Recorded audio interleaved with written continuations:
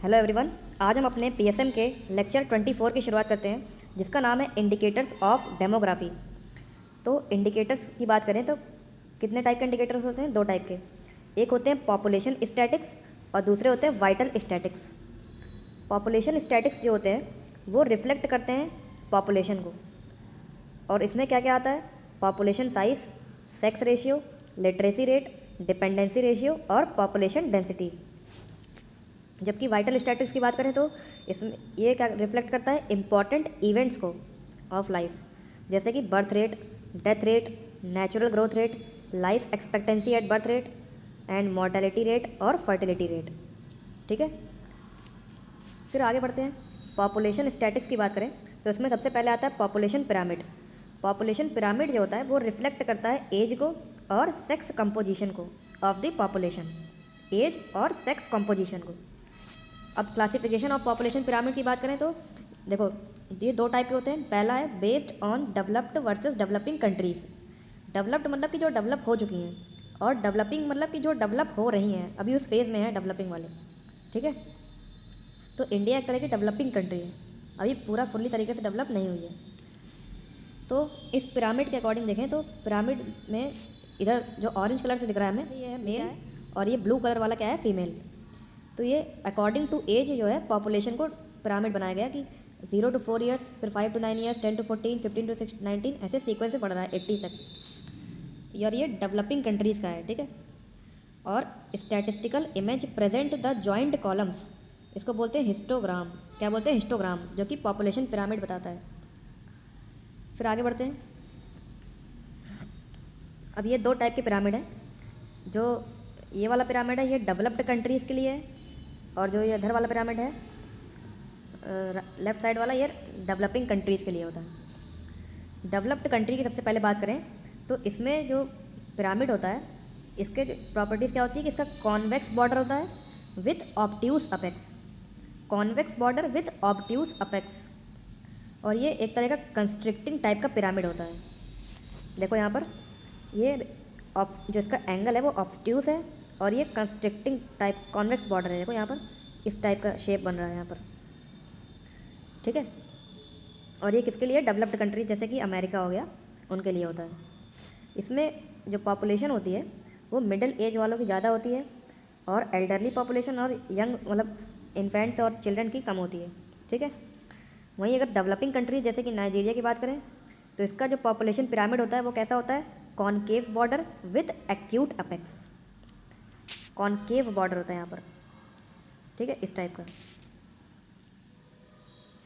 और ये एक तरह का एक्सपेंडिंग टाइप का पिरामिड होता है।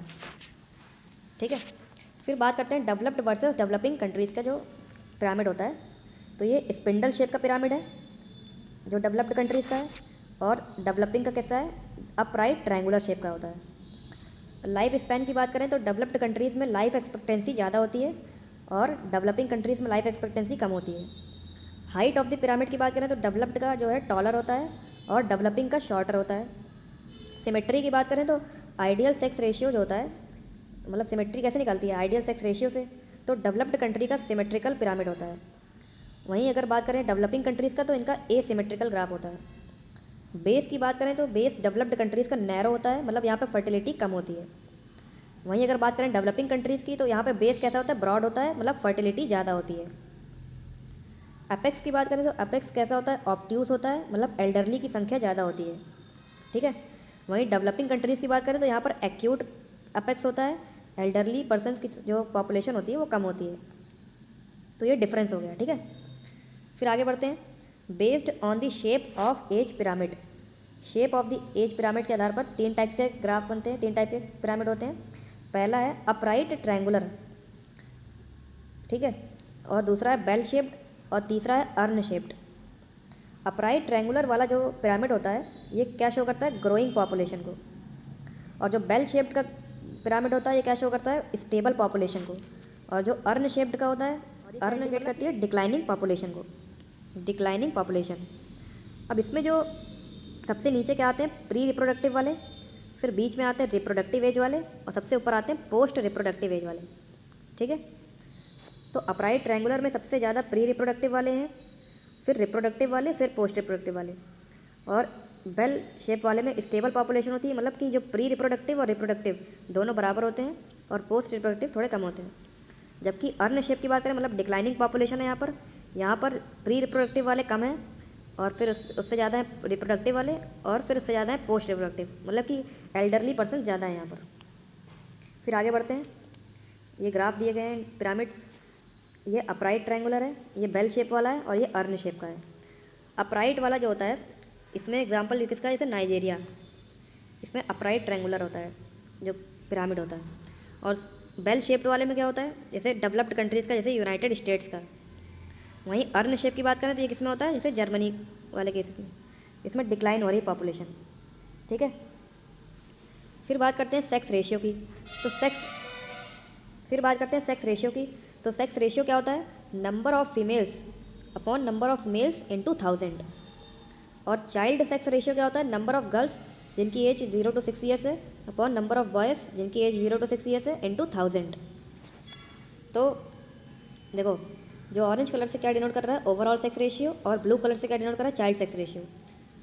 अगर हम चाइल्ड सेक्स रेशियो की बात करें तो ये देखो समय के साथ साथ क्या हो रहा है, पहले डिक्रीज़ कर रहा है, फिर स्टेबल, फिर डिक्रीज़, ऐसे डिक्रीज़ कर रहा है लगातार, डिक्लाइनिंग स्टेज पे। और जो ओवरऑल सेक्स रेशियो की बात करें तो पहले ये घट रहा है, फिर थोड़ा स्टेबल है, फिर बढ़ रहा है। ठीक है। As per NFSH 5 sex ratio कितना है, 1020, मतलब 1020 फीमेल्स पर 1000 मेल्स, जो कि लेटेस्ट इन्फॉर्मेशन के अकॉर्डिंग जो सेक्स रेशियो है करेंटली कितना है, 1020 फीमेल्स पर 1000 मेल्स। और चाइल्ड सेक्स रेशियो कितना है, 929 पर 1000 मेल चिल्ड्रन। ठीक है। इंपॉर्टेंट इन्फॉर्मेशन की बात करें तो फीमेल डेफिशिएट सिंड्रोम या एडवर्स सेक्स रेशियो क्या होता है, adverse sequel of gender inequality, gender preference, poor political legislations which leads to unstable population. मतलब कि यहाँ पर जैसे जेंडर इनइक्वालिटी होती है कि मतलब फीमेल्स को प्रेफर नहीं करते उतना, या फिर जेंडर प्रेफरेंस। ठीक है। दो उसके जेंडर पे देखते हैं कि फीमेल्स को कम प्रेफरेंस देते हैं एज़ कम्पेयर टू मेल्स और हर चीज़ों में। तो इस वजह से क्या होता है कि फ़ीमेल जो होती है वो डेफिशिएट हो जाती है, और इससे जो पॉपुलेशन होती है वो अनस्टेबल हो जाती है। ठीक है। इसको बोलते हैं फीमेल डेफिशिएट सिंड्रोम या एडवर्स सेक्स रेशियो। आई होप समझ गए होंगे। फिर आगे बढ़ते हैं। अब बात करते हैं डिपेंडेंसी रेशियो की। तो डिपेंडेंसी रेशियो क्या होती है, चिल्ड्रन लेस देन 14 ईयर्स यानी young age dependency plus elderly more than 65 years old age dependency upon working population 15 to 64 years. तो इसको कैसे कैलकुलेट करते हैं, चिल्ड्रन जिनकी उम्र 14 साल से कम है उसको, प्लस एल्डरली पर्सन जिनकी उम्र 65 साल से ज़्यादा है, अपॉन जो वर्किंग पॉपुलेशन है 15 से 64 साल की उम्र। टोटल डिपेंडेंसी इंडिया की बात करें तो कितना होता है, 48.27%। और इंडिया में यंग डिपेंडेंसी रेशियो कितना है, 38.89%। और ओल्ड डिपेंडेंसी रेशियो कितना है, 9.8%। ठीक है। फिर बात करते हैं इंपॉर्टेंट डेफिनेशंस की कुछ। तो पहला है डेमोग्राफिक बोनस। डेमोग्राफिक बोनस क्या होता है, decrease the dependency ratio due to decrease the young age dependency due to decrease fertility. मतलब यहाँ पर हम डिपेंडेंसी रेशियो को कम कर दें by decreasing the young age dependency, मतलब जो चिल्ड्रन लेस देन 14 ईयर्स हैं उनकी पॉपुलेशन को कम करते हैं बाय डिक्रीजिंग द फर्टिलिटी। और ये किस में देखने को मिलती है, स्टेज 3 में। ठीक है। स्टेज 3 याद करो, मैंने पिछले चैप्टर में बताया था कि स्टेज 3 में क्या होता है कि क्रूड डेथ रेट तो डिक्रीज़ करता है और जो क्रूड बर्थ रेट है वो भी डिक्लाइन करता है, बट जो क्रूड डेथ रेट होता है उसका फास्टर रेट से डिक्लाइन करता है। फिर डेमोग्राफी बर्डन में क्या होता है, इसमें डिपेंडेंसी रेशियो बढ़ जाती है due to increase the old age dependency due to increase life expectancy. अगर लाइफ एक्सपेक्टेंसी बढ़ेगी तो जो ओल्ड एज डिपेंडेंसी जो होती है वो भी बढ़ जाएगी, मतलब जो 65 ईयर्स से जो ज़्यादा लोग जीते हैं उनकी पॉपुलेशन बढ़ जाएगी, तो उससे क्या होगा, डिपेंडेंसी भी बढ़ जाएगी। ठीक है। तो ये कहाँ पर देखने को मिलता है, स्टेज 5 में। याद रखना कि स्टेज 3 में डेमोग्राफी बोनस देखने को मिलता है, डिपेंडेंसी रेशियो कम होती है, और स्टेज 5 में डेमोग्राफी बर्डन देखने को मिलता है जो कि यहाँ पर डिपेंडेंसी रेशियो इंक्रीज़ करता है। फिर आगे बढ़ते हैं। डेमोग्राफिक डिविडेंड क्या होता है, dividend a rise in the rate of economic growth due to rising share of working age people in the population. मतलब वर्किंग एज के जो पीपल है अगर उनकी पॉपुलेशन बढ़ जाती है तो इससे क्या होता है कि जो किसी भी कंट्री की जो इकोनॉमिक ग्रोथ होती है वो भी इंक्रीज़ करती है। इसको बोलते हैं डेमोग्राफिक डिविडेंड। फिर दूसरा डेमोग्राफिक विंडो क्या होती है, period of time in the Nations demographic evolution when proportion of the population of the working age group is particularly prominent. मतलब ये एक टाइम पीरियड होता है कि जिसमें जो वर्किंग एज के जो ग्रुप होता है वो प्रोमिनेंट होता है। मतलब वर्किंग एज पॉपुलेशन की जो संख्या है वो ज़्यादा है, और उस टाइम पीरियड तक जो किसी भी कंट्री के जो डेमोग्राफिक वैल्यू होती है, एवोल्यूशन होता है, उसको बोलते हैं डेमोग्राफिक विंडो। ठीक है। तीसरा है डेमोग्राफिक गिफ्ट। ये क्या होता है? Initially favourable effect of falling the fertility rates on ratio of working the population to dependent population. मतलब यहाँ पर जो फर्टिलिटी रेट है वो डिक्रीज़ कर रहा है, जिसकी वजह से जो यंग एज डिपेंडेंसी है वो भी कम हो रही है, और जो रेशियो है working population to dependent population वो भी क्या हो रहा है? इंक्रीज़ कर रहा है, क्योंकि यहाँ पर डिपेंडेंट पॉपुलेशन कम हो रही है, क्योंकि फर्टिलिटी रेट कम हो रही है। अब फर्टिलिटी रेट कम होगी तो डिपेंडेंट पॉपुलेशन भी कम होगी, डिपेंडेंट पॉपुलेशन कम होगी तो जो वर्किंग पॉपुलेशन और डिपेंडेंट पॉपुलेशन का रेशियो है वो इंक्रीज़ करेगा। ठीक है। फिर आगे बढ़ते हैं। डेमोग्राफिक गिफ्ट और डेमोग्राफिक लायबिलिटी में क्या अंतर होता है?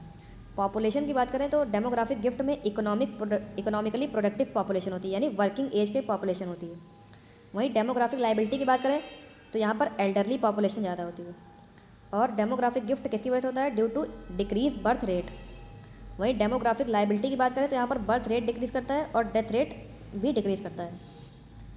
और इसमें कौन सा स्टेज है? स्टेज 3, और यहाँ पर स्टेज 5। ठीक है। फिर आगे बढ़ते हैं। अब बात करते हैं लिटरेसी रेट की। लिटरेसी रेट में सबसे पहले जानते हैं लिटरेट किसको कहते हैं।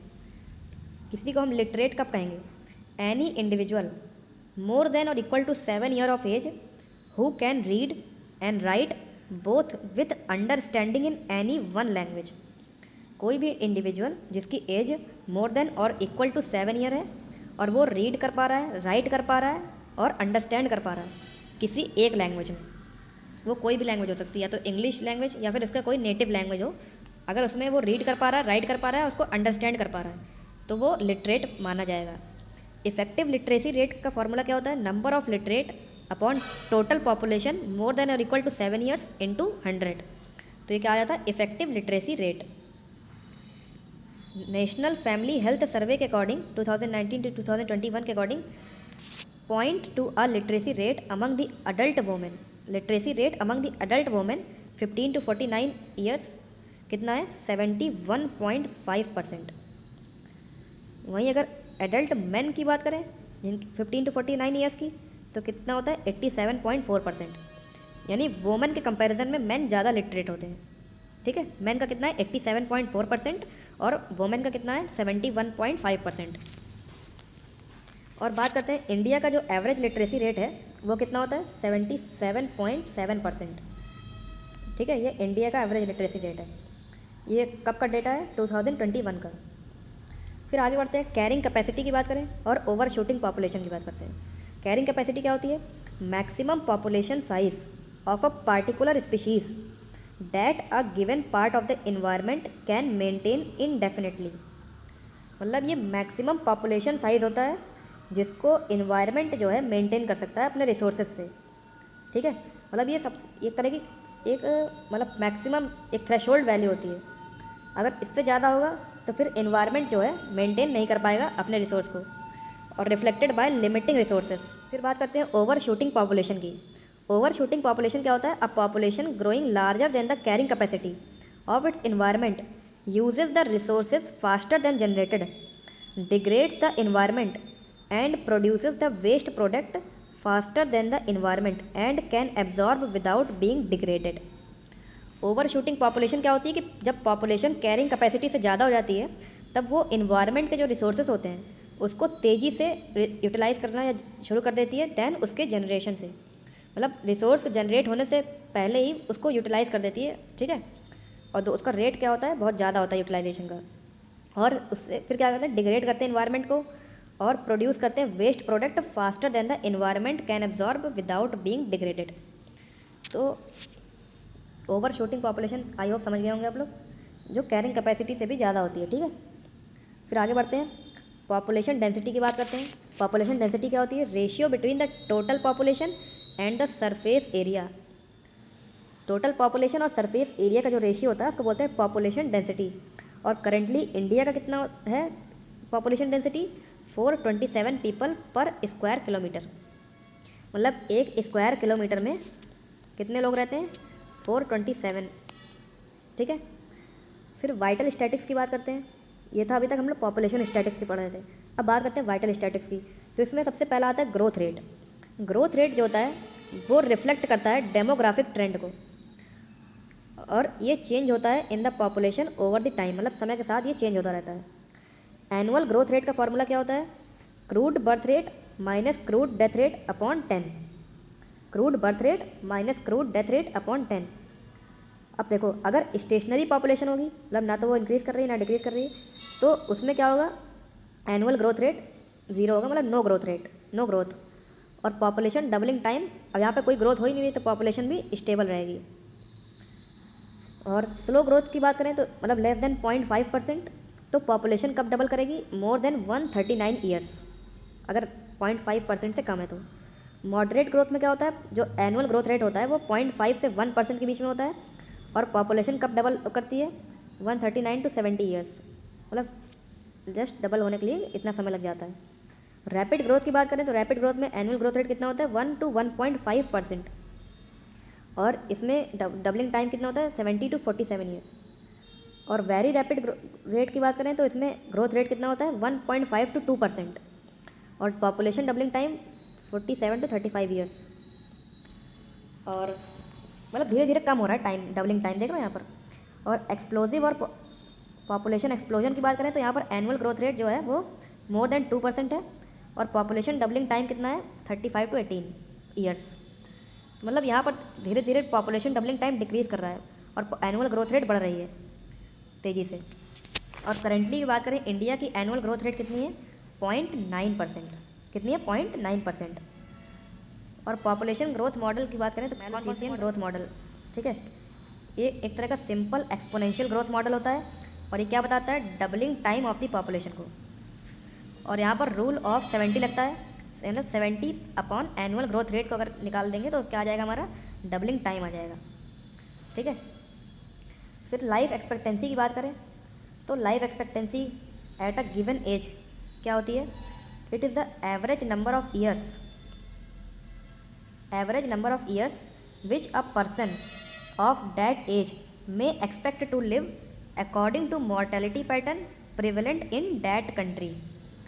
मतलब ये कितने एवरेज नंबर ऑफ ईयर्स होता है जो कि कोई पर्सन जिंदा एक्सपेक्ट किया जाता है कि वो इतने साल जिंदा रहेगा। और ये कैसे हम कैलकुलेट करते हैं? अकॉर्डिंग टू मॉर्टेलिटी पैटर्न जो कि उस कंट्री में प्रेवलेंट है, ठीक है। मतलब एक पर्टिकुलर कंट्री के मॉर्टेलिटी पैटर्न को देखकर हम बताते हैं कि कोई भी पर्सन वहाँ पर कितना एक्सपेक्ट करेगा लाइफ, उसकी कितने कब तक जिएगा वो। और ये एक तरह का बेस्ट इंडिकेटर है कंट्री के लेवल ऑफ डेवलपमेंट को जानने के लिए और उसके ओवरऑल हेल्थ स्टेटस को जानने के लिए, ठीक है। करेंटली इंडिया की बात करें तो इंडिया में कितना है लाइफ एक्सपेक्टेंसी? 69.7, मतलब एवरेज में देखें तो 70 साल तक आदमी जीता है। लेकिन इंडिया टारगेट कितना कर रहा है लाइफ एक्सपेक्टेंसी? 72.6 years bye 2022। 2022 तक कितना करना है इसको? 72.6 years. Important determinant in calculating the human development index क्या होता है? लाइफ एक्सपेक्टेंसी एट बर्थ, ठीक है। ये इंपॉर्टेंट डिटर्मिनेंट होता है in calculating the human development index. और important determinant in calculating the PQLI मतलब फिजिकल क्वालिटी लाइफ इंडेक्स, ये क्या होता है? लाइफ एक्सपेक्टेंसी एट 1 ईयर, ठीक है। अगर HDI कैलकुलेट करना है तो life expectancy at birth calculate करेंगे, और अगर PQLI कैलकुलेट करना है तो life expectancy eight 1 year calculate करेंगे, ठीक है। अब आइए कुछ MCQ सॉल्व कर लेते हैं।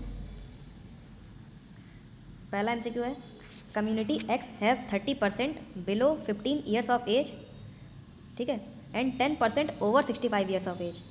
डिपेंडेंसी रेशियो कितना होगा? तो देखो 15 ईयर्स मतलब कि यंग एज डिपेंडेंसी कितनी है? 30%। और ओल्ड एज डिपेंडेंसी कितनी है? 10%। तो वर्किंग पॉपुलेशन कितनी होगी? 100 माइनस 40 यानी कितना आ गया? 60%। तो डिपेंडेंसी रेशियो X क्या हो जाएगा? यंग एज डिपेंडेंसी यानी 30% प्लस ओल्ड एज डिपेंडेंसी यानी 10% अपॉन वर्किंग पॉपुलेशन यानी 60%। तो कितना आ गया? 40/60। तो अगर करेंगे तो 2/3 आएगा यानी 0.66%, मतलब ये तो उसमें आ गया। और अगर परसेंटेज निकालना चाहें तो 66.6%, ठीक है। इसका आंसर क्या हो जाएगा? सी। फिर आगे बढ़ते हैं। All are features of following population pyramid except पूछ रहा है, कौन सा फीचर नहीं है इसका। अब देखो ये किस टाइप का ग्राफ है, यहाँ पर ये एक्सपेंडिंग पॉपुलेशन का ग्राफ है।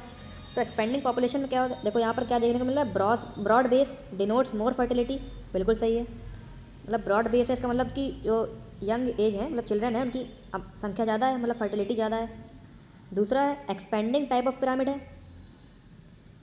बिल्कुल सही है। तीसरा एसिमेट्रिकल है, ये एसिमेट्रिकल बिल्कुल सही है। और चौथा डाउनवर्ड ट्रायंगुलर, ये गलत है। ये कैसा है? अपवर्ड ट्रायंगुलर है ना, ये देखो अपवर्ड जा रहा है, इसे अपवर्ड ट्रायंगुलर है। तो इसका आंसर क्या हो जाएगा? डी। फिर बात करते हैं current annual growth rate of population can be calculated by. तो एनुअल ग्रोथ रेट क्या होता है? फॉर्मूला बताया था, crude birth rate minus crude death rate upon 10। ठीक है, तो ये आ जाएगा। और अगर किसी को पॉपुलेशन डबलिंग टाइम निकालना है तो हम उसको 70 बाय एनुअल ग्रोथ रेट कर देते हैं, तो क्या आ जाता है? Population doubling time. ठीक है, तो थैंक यू सो मच, आज के लिए इतना ही। Please like and subscribe my channel and be on my channel for new updates. Thank you so much.